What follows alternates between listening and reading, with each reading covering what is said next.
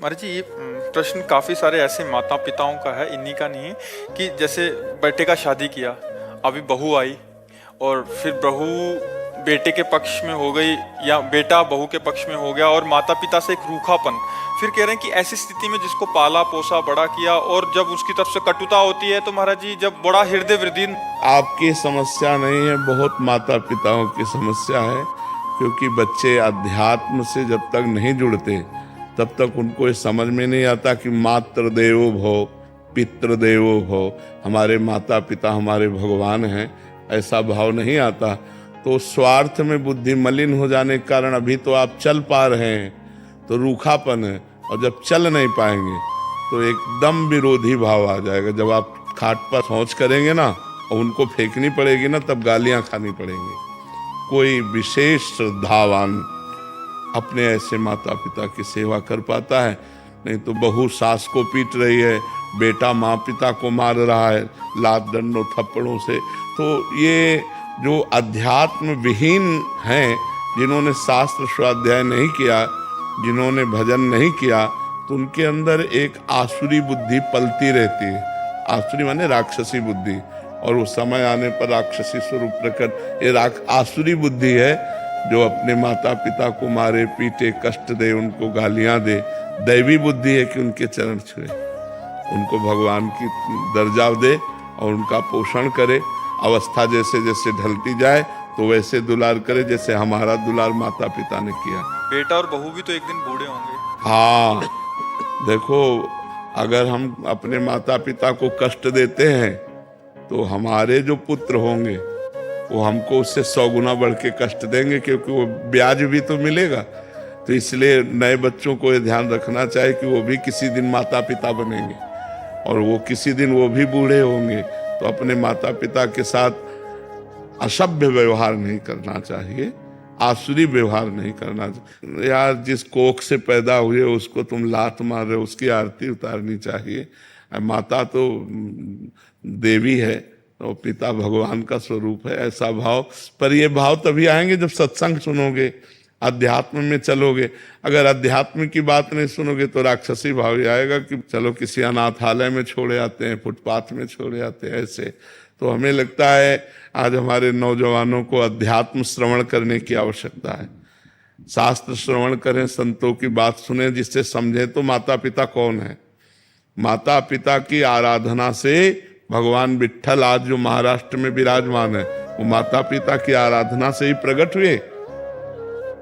पुंडरीक नाम के एक भगत अपने माता पिता को भगवान मानकर आराधना करते थे, तो भगवान स्वयं चलकर दर्शन देने आए। जो विट्ठल रूप में है ना, वो स्वयं दर्शन देने आए। माता पिता की आराधना भगवान की आराधना है। पर कलयुगी बच्चे नहीं समझ पा रहे हैं, वो अपने माता पिता को दुख दे रहे हैं, तो उनके बच्चे उनको दुख देंगे। पक्का समझो, ब्याज सहित मिलेगा, यहाँ सब कुछ ब्याज सहित मिलता है। तो गुरुदेव, ये कर्म तो छूटेगा ही नहीं। जैसे बच्चों को उनके किए का कर्म मिल रहा है, पर उनकी तो यही तो परंपरा हम आज तक भोग रहे हैं। जब से सृष्टि हुई तब से यही तो भोग रहे हैं। बार बार जन्म, बार बार मरण, बार बार जन्म, बार बार मरण। कहाँ मुक्त हो रहे हैं हम? ये कर्म परंपरा चली आ रही है, वैसे दुष्ट होते चले जा रहे हैं। अब ये अध्यात्म शिक्षा बचपन से दिए होते, गलती इनकी भी है। आधुनिक शिक्षा ही केवल दी, आध्यात्मिक की शिक्षा नहीं दी, तो वो क्या जाने। अगर ये शुरू से कहते छुओ पैर, प्रातःकाल उठ करके रोज मम्मी के पैर छुओ, हाथ जोड़ो, बड़े भाई से हाथ जोड़ो, ये सिखाया गया है। जैसे हम लोग छोटे थे ना, कराग्रे वस्ते लक्ष्मी कर मध्य सरस्वती, बोले हाथ छुओ, धरती के पैर छुओ, चलो अम्मा के पैर छुओ, जाके पिताजी के पैर छुओ, बड़े भाई जैसे ऐसे शिक्षा। तो अब वो रोज की दिनचर्या बना दी। उठे ऐसे ऐसे करते हुए अम्मा के पैर छुओ, बोले खुश रहो। अब जिनके रोज पैर छू रहे हैं तो हमारी सद्भावना बन रही ना, उनका आशीर्वाद बन रहा है। अब कौन बच्चा रोज माता पिता के पैर छूता है?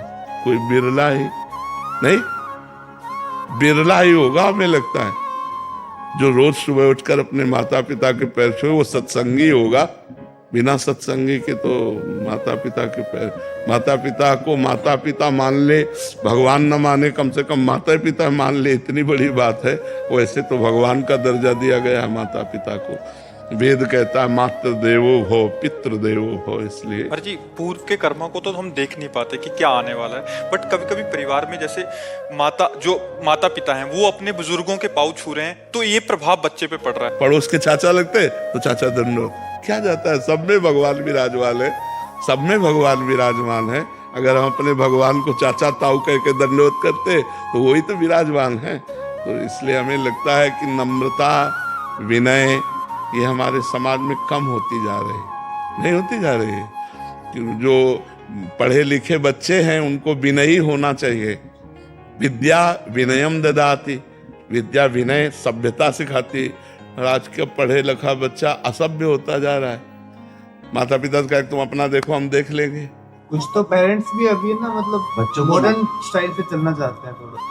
बच्चों को ही, क्योंकि खुद अध्यात्म नहीं है महाराज जी, इसलिए वो चाहते हैं कि जैसे हम हैं वैसे ही बच्चे बने। और क्योंकि बिल्कुल महाराज जी दिशा विहीन उनका ही खुद का ही जीवन है तो कैसे मॉडर्न लाइफ जीने के चक्कर में तो फिर वो मॉडर्न बच्चे टट्टी नहीं उठाएंगे। फिर तुम्हें पड़े रहना पड़ेगा। महाराज जी अगर सबको गुरु की चरण कमलों में समर्पित कर दिया जाए तो कर्म बंधन नहीं।